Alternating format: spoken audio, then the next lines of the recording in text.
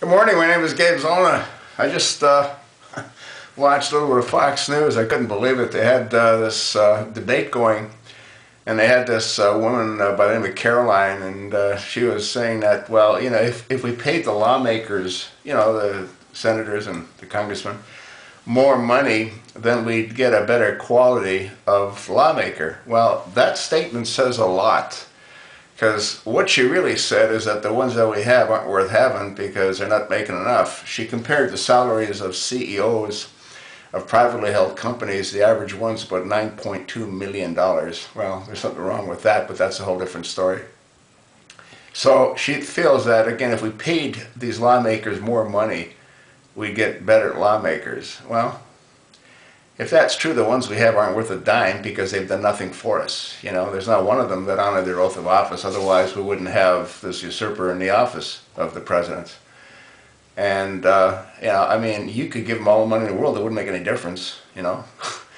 And the fact is that if you take into consideration for the number of hours that they actually work, they're making more than the CEOs of these other companies. I mean, they have, what, 200 and some odd days a year off? I mean, that's completely crazy. So, you know, her argument really doesn't hold any water, and it's totally absurd. First of all, presidents of companies usually work their way up into the companies, unlike these elected officials that know how to campaign. I mean, that's really all they are, is they're nothing more than con men. And the reason that is that they con us into voting for them, and then once, as they're conning us, they're making us all kinds of promises of what they will do and what they won't do. And then once they get into office, well, you know, they sort of forget about us. And then with a congressman, about 6 months before his 2-year term, he's back on the hump again, trying to kiss you-know-what, so we'll reelect him.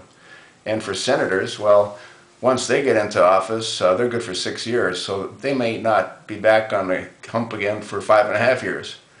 And what do we see them do? You know, you take a guy like Senator McCain. I mean, he's as bad as Obama. I mean, he just loves being in front of the camera. He takes every single opportunity to be in front of the camera or on the radio. But what does he get done? You ever write to Senator McCain? You might want to do that because it's really interesting. I've written to him, I don't know, maybe 8 or 9 times. I get back standard form letters. And I've written asking not to send me standard form letters. But that's what you get back.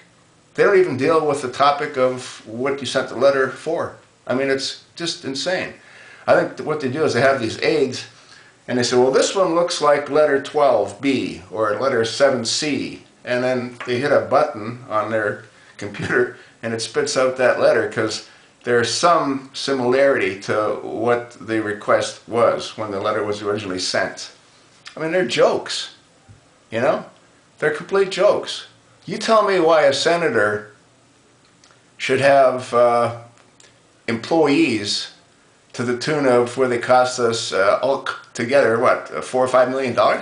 I'm talking about the senator and employees, and that doesn't include his travel or his haircuts.